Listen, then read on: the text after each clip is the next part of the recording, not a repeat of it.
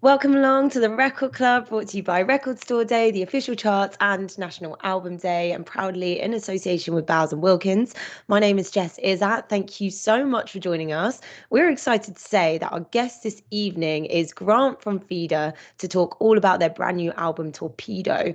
Now, if you are new to the Record Club, we're going to be spending the next half an hour talking to Grant all about the brilliant new record, and then we're going to be putting forward some of your questions about the album for him to answer. So, if there is anything you'd like to know about the new record, whether it's about a certain song, maybe the artwork, a particular lyric that you've enjoyed, drop us a question in the comments section below, and I'll be asking a selection of them in the second half of our chat. On top of that, one lucky person who sends in a question today will be randomly selected to win a pair of Bowers and Wilkins PX7 over-ear noise-cancelling headphones, which I'm modelling for you right now. So make sure to get involved with your own questions. I have the brand new record here in my hand. I also got a signed copy because, they sent one to me. It was very, very lovely.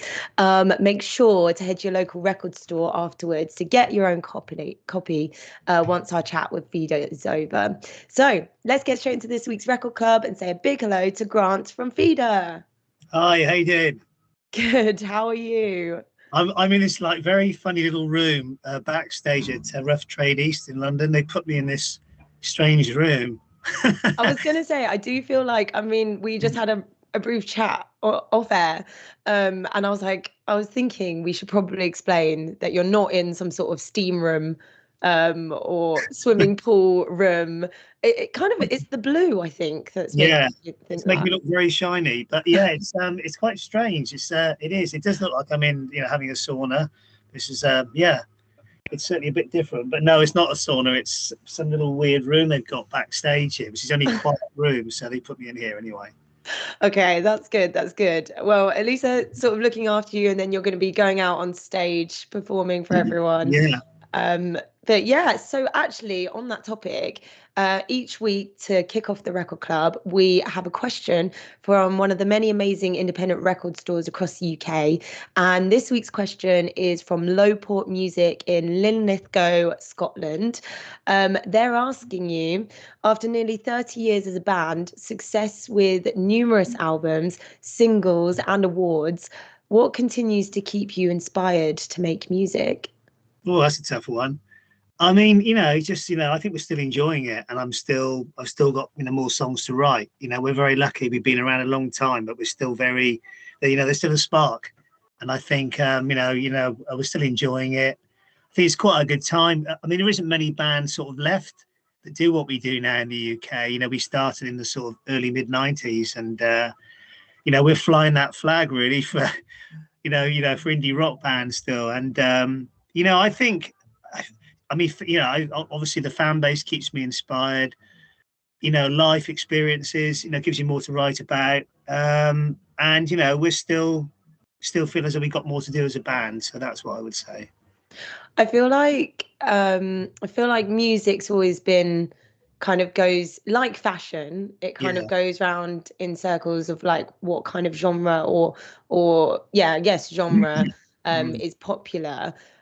So that must mean that you sort of saw the rise of it, and then kind of rock and indie music kind of going underground a little bit. And now, do you feel like there's a resurgence? Because I definitely do. Yeah, I think there is. And there's some really great bands around. I mean, there's so many really cool bands around. And I think you're more aware of it now than it used to be in the old days because, with social media and stuff. There's always been a lot of bands that you just didn't know before. It's obviously equally like competitive, if not more so nowadays. But and I think it is. It's not. It's still got a long way to go. I think the radio could really support, guitar, indie music, and rock music actually more. There's always waves. It's like you say. It's like whether it's music or fashion. I mean, like 90s, like clothes. I mean, all my kids are wearing my clothes. Nicking my clothes all the time. But I still dress the same, like pretty much as I did in the 90s. But so yeah, I mean that's come back into vogue, and I think that kids are discovering, more guitar bands again. My son's 14, and he's suddenly got into Hole and like Nirvana and Radiohead, and that's great. I didn't force him. I don't want to be a parent that goes, I'm in a band, you got to listen to this rock music all the time. He was into all sorts of stuff before that, and that's just really, that's quite encouraging. And I think, I think kids and so give them a chance. I mean, I think they really connect with guitar bands because it's real, it's organic, and I just wish there was a bit more support at radio, but it's kind of always been It's a bit. coming. It is coming. There's been an announcement for new shows, so I know for a fact that it's definitely Good. happening. Maybe a bit slower than it should have, Yeah, but I do trust in that. Do well, you that's think maybe keeping the band together is also a big secret in the success of keeping things going? well, we've stayed together for a long time. Not many bands do, and I think we've managed to live out the trends. We were never a sort of trendy enemy band when we started. We were kind of playing with loads of Britpop acts at the time who were huge, and then we were playing with obviously a lot of US bands as well, because we're somewhere in the middle. We're kind of almost like mid-Atlantic, because we're influenced by both sort of US and British bands, which is I mean to be honest, the whole grunge scene, as it was called, that had similar influences, but we seem to be more connected with that side of things because we were much heavier than the Britpop bands, but we also played with Britpop bands, so we were on the same lineups, and it worked. We don't look like a sort of metal band. Tacker and myself don't think we ever really did, really. So I suppose sort of visually we didn't look too bad on the bill, although our music was a lot more alternative, a lot heavier. But yeah, we've always been about songs. I've always felt like if you've got a good song, it's timeless. And I think that, whether it's Feeder or bands, like Oasis, whether you love them or hate them, they've got timeless songs you're going to hear in 10, 20 years time, and people are still going to know them. Yeah. That's the secret, I think. If you've got a few of those in your armory, then that does help you to have a longer career. But you have to work hard at that. It's not easy to write songs that always connect with people. That's the secret, guys. Write a song that is going to last the test of time. A huge banger. Yeah, I mean, whatever that formula is, sometimes it can take 5 minutes to write, and it can be like 3 chords. Those are sometimes the best songs. I mean, there's no rules, but I would say it doesn't matter what trend you want to follow. Think about the songs as well, because if you just got a couple of killer tunes, it really will help a lot, I think. I was watching the music video to The Healing, and already on a first listen for me, it's the opener. It already feels like it's been a banger for years and years. I mean, it kind of reminds me of, and this especially the music video, the way it's kind of filmed, it takes me back. Did you kind of want a nostalgic feel to this album, or is this is just kind of what you know? It's just what came with. It's kind of what we know, and it's kind of what we do. But I think this one sort of naturally, for some reason, I kind of, without realizing, went a little bit back to slightly the earlier Feeder sound, which we've still touched on other records. But I think this one feels like it's like a slightly more grown-up version of Polythene and stuff like that, which was our early work.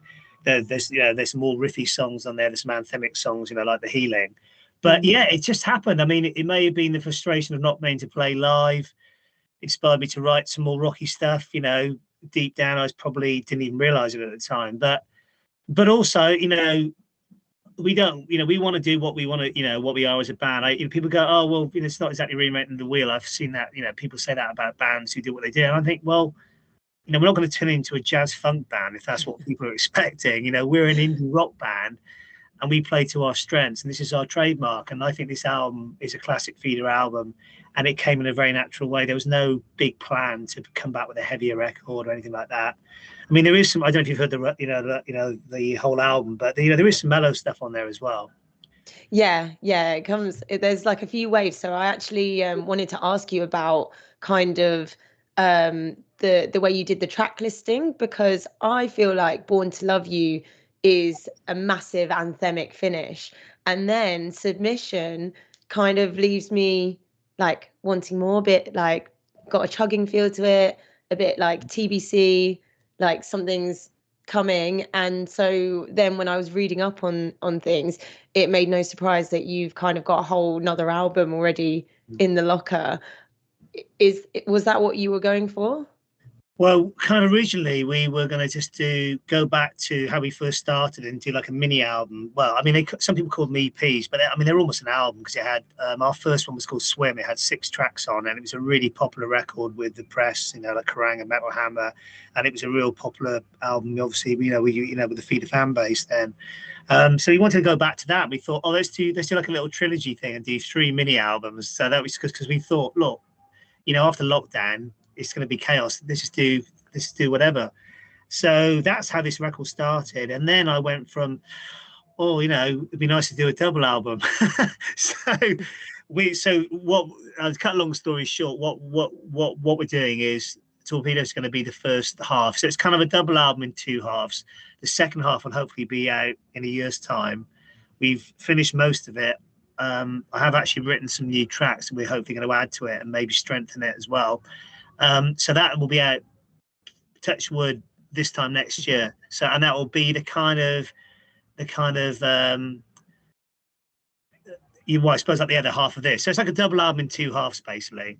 Because we felt like putting it all on one thing was just a lot of material to, you know, especially after lockdown, everyone's a bit unsure about how things are. So we decided to do it, to make them 2 separate albums. So, you know, they are standalone bodies of work in their own right, but they're very much like connected, not just musically, but with the artwork as well. Yeah, I was going to say, I noticed that you have some very sick artwork. How did you come about with this? Because it's a particular digital collage artist, which I went down a massive wormhole, having a bit of a stalk. How do you agree on what's going to be on your record, or do you kind of give them a brief, or no? Serge Nahiv? Yeah, that's right. I'm pleased that you can remember. I just call him Serge, but he's a great guy. But basically, what happened was, I don't know if you've seen our other albums, but we've worked with loads of artists. The previous album, we worked with Rugman. He's a good friend of mine. He's actually an amazing artist. The Tallulah album I'm talking about, and in fact, actually, most of the Feeder albums have been artists. We've worked with a few like design companies as well, but even then they brought in artists. So, you know, we love to work with artists because it feels like it just gives the album a bit more, it just makes it more interesting, and it's sort of, you know, I like to support the arts as well. And basically we found Serge. We have an online guy called Mike Eaton, who's absolutely brilliant, and he does. I work with him all the time doing stuff online, and he does those little videos and stuff. And we were trying to find an artist, and I was incredibly busy recording, so I asked him to put some feelers out, and he just came across Serge on a site and just said, "Oh, you might like this guy." And I checked out his work, and I absolutely fell in love with it. He's a sort of collage artist. He's a Russian, and he loves music, and he happened to be a fan of the band. I found out afterwards, and he loves kind of 90s, you know, like guitar bands. He's into Smashing Pumpkins and Feeder and bands like that. And he was so easy to work with, and he kind of changed a few things for us. And yeah, it was all like really simple, and it was just meant to be. As soon as we saw some of his work, we were like, "This is the guy." And yeah, it's awesome. I think it's a really strong cover, because I really wanted to get something that was almost like, you know, those album covers in the sort of 80s and stuff, you know, bands like, you know, Roxy Music and Pink Floyd, and even some American stuff, like even some of those, you know, like Foreigner covers and bands like ELO. I just love that style, those kind of epic sleeves, and we wanted something that had that kind of impact. And when we saw his work, we just thought, yeah. And also the purple vinyl as well, not just that, but just the whole aesthetic of everything. Like, I'm not gonna probably upset someone by touching it. Yeah, those have all sold out. I think they're quite hard to get. You can see it there. There we go. It's a purple. Get my fingerprints all over it. I'm looking after them, all my records. I'm actually doing it right. Yeah. But it's awesome. Yeah. How much involvement do you have with sort of the colours and stuff? Everything. I mean, literally, it was like it's been months and months. It's been a labour of love. The artwork for us is so important. It's part of the record. You know, we're old school, so obviously the music's the most important thing, and getting that right and mixed and mastered. But the artwork for me is a massive part of it. It's the album's like identity, you know, and it's what people see, and people get excited about album covers still. Well, some people do. I certainly do, and there's a lot of love goes into that, not just the artwork, but, you know, making sure all the credits are right. Everybody's got the name on there that have worked with the record. the sequencing of the album takes me weeks. I'm completely what's the word, anal. Maybe I shouldn't say that, but it's something which is really important to us, and it always has been. It's not just thrown together. We want it to be a journey, and we want people to hear it in the way we feel like it should be heard. And some people don't care about that, but I think a real fan does. So yeah, there's a lot of passion there, as you can probably tell, still, and it's always been that way with us. Well, I think if you're going to do albums and do them properly, I personally, as a fan, if someone has put that this is track 5, I am not listening to that first. I'm listening to the opener, and I'm going to go through and listen like as they wanted me to. I've noticed that people are sending in the questions. Someone in particular has stolen one of my questions, which I'm actually quite excited about. But yeah, make sure to get your questions into us, and then I'll be asking them to Grant in just a moment's time. Has there been a surprising fan favourite since the release of the album? Yeah, I mean, it's been a few actually. I mean, you picked up on one, which is Born to Love You, which was before we put the record out. There was some people in the team were saying, "Oh, that should be a single," and there's some people like, "Oh no, I'm not really sure," but that one's getting picked out a lot, and I think it would have it actually worked on radio. But some of the mellow stuff's really popular, like Hide and Seek. So I think people expect it to be all heavy, but just having a little bit of a break, which is why we sequenced it like this. That one's gone down really well, and I think that people know that on a feeder record, even if it's a heavy album, there's always going to be some mellow moments, because it's important to have that. Otherwise, it's too one-dimensional. And we love the freedom of being to have songs like that, and I naturally write songs like that. And whether it's songs with strings or a bit more acoustic, a bit more chilled out. So Hide and Seek has definitely been a popular one, which I wasn't sure how people would connect with it, but that seems to have done really well so far.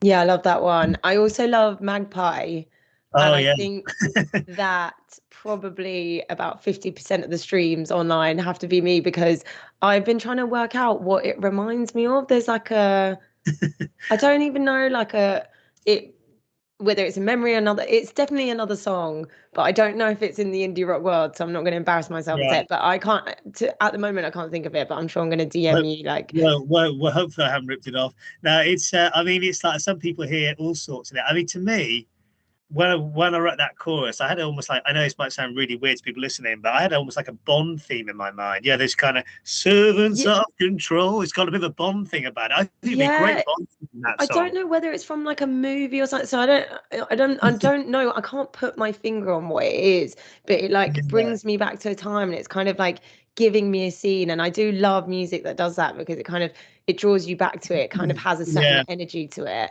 that you can't put your finger on. So Very yeah, that's 90s. It's got a very 90s feel with the chorusy guitars and that kind of old school. I mean, I love that kind of sound. I've always done it, and it's sort of inspired. I mean, obviously bands like Killing Joke had a lot of chorus guitars. It's quite a sort of 80s thing, and then obviously people like Nirvana were very inspired by that. yeah. I'm from the same era, so well, Is if it Donnie Darko that era?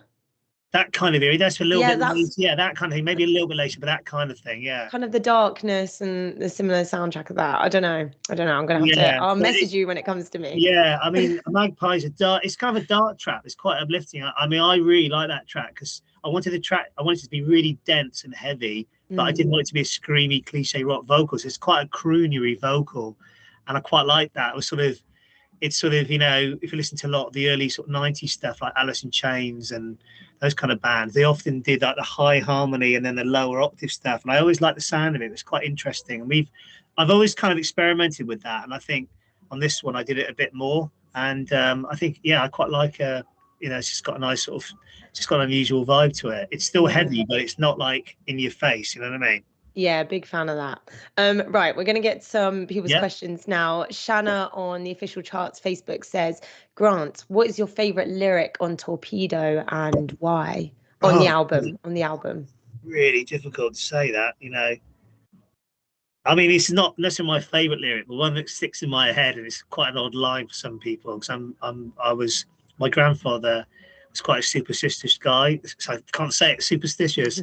And when you're a young kid, you're very sort of led by your grandparents, are very, like a little bit gullible. And he always used to say, he used to talk about magpies, saying, if you see a magpie on their own, you have to say good morning or good afternoon, Mr. Magpie. For some reason, I still do it. I still do it, and I was going on these like walks and runs like during lockdown, and sort of writing this song that was a bit more about other things, and I kept seeing magpies all the time. Every time I went down there, it seemed to be magpies, and it just inspired that line. So I would say, morning, Mr. Magpie, I don't need more bad luck today. I hear the sound of sirens calling. There you go.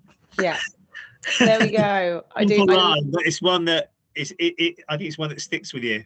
Yeah, I do. I really like that one. Love that song. So, yeah, agreeing with that. Greg on Feeder's page says, "How has your guitar playing developed over the years?" I don't think it has. I mean, I've got my style. I'm a song. I'm not. I'm not sort of. I used to love.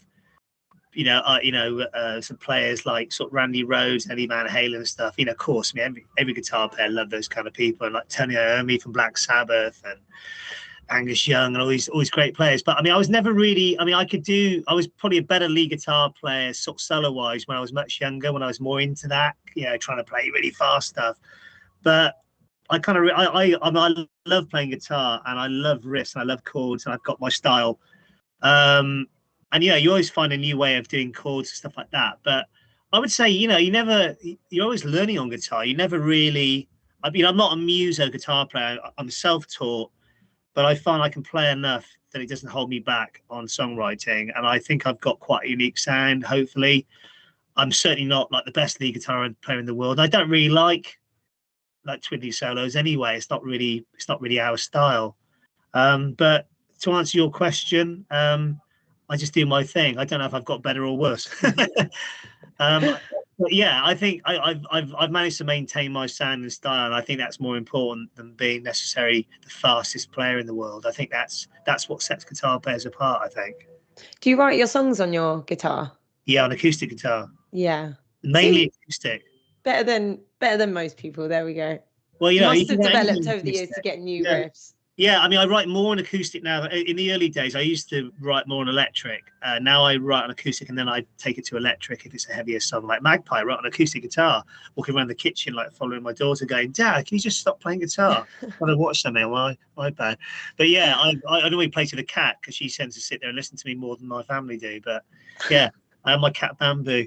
But yeah. No, I've noticed that you've thanked your pets on the sleeve as well. Oh, yeah. We're huge animal fans. I've got a cat called Bamboo. She's become quite popular in the feeder fan base, and Taka's got a dog called Bertie. I mean, a lovely dog. But yeah, I mean, we love animals. We've always been animal lovers. Yeah. Amazing. Joanne on the official charts Facebook says, you've mentioned Joy Division and White Lies in relation to Born to Love You. What other bands were you listening to / who influenced you writing this album? Yeah, I mean, I wasn't listening to them. I only mentioned that in the interview because they kind of reminded me of a lot of 80s bands that kind of, that I'm into as well. And I think White Lies and those sort of bands, were inspired by similar things. And Born to Love You has a slight 80s sort of twist to it. I think it does anyway. And just the way that I'm singing. But I wasn't listening to that much. I mean, honestly, when I'm in that kind of bubble of writing, that kind of zone, I don't go into the kitchen afterwards and listen to loads of bands all the time. I mean, I think if I listened to anybody, I went quite back to what got me into being in a band. I was listening to a lot of Black Sabbath, some Led Zeppelin, some Fleetwood Mac, some Pink Floyd.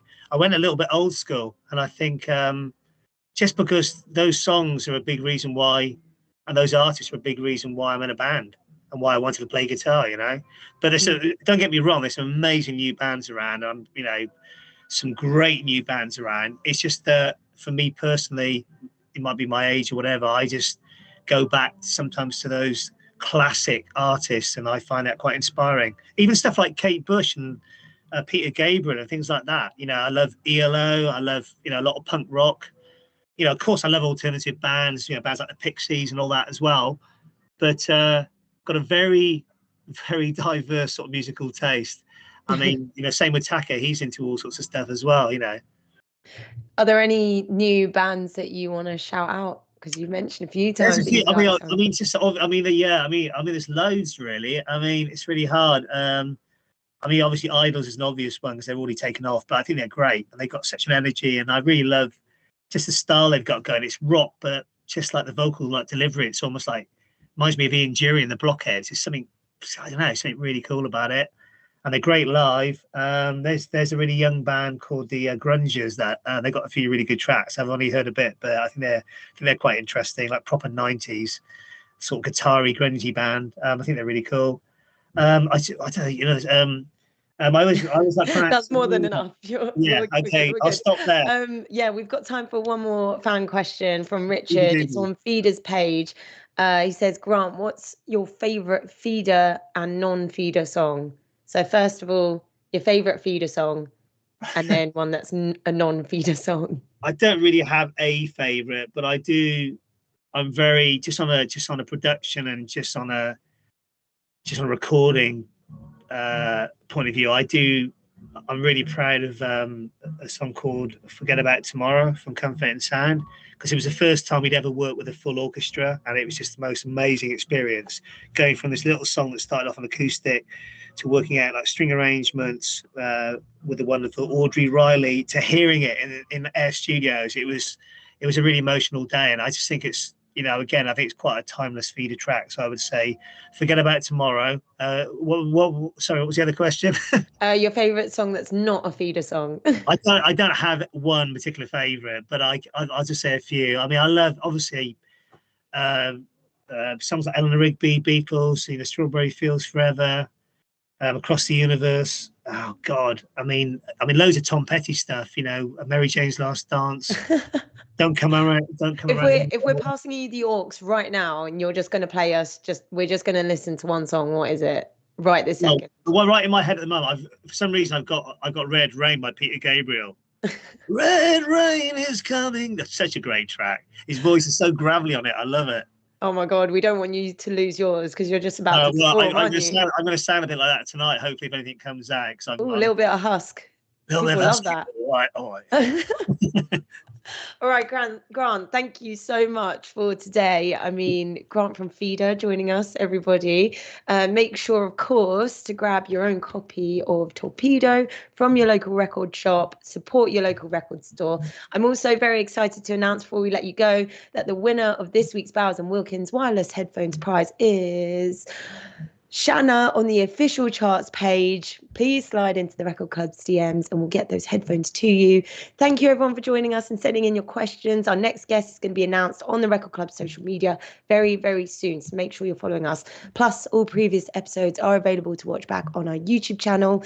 Grant, thank you so much for joining us. Well, thanks for having us.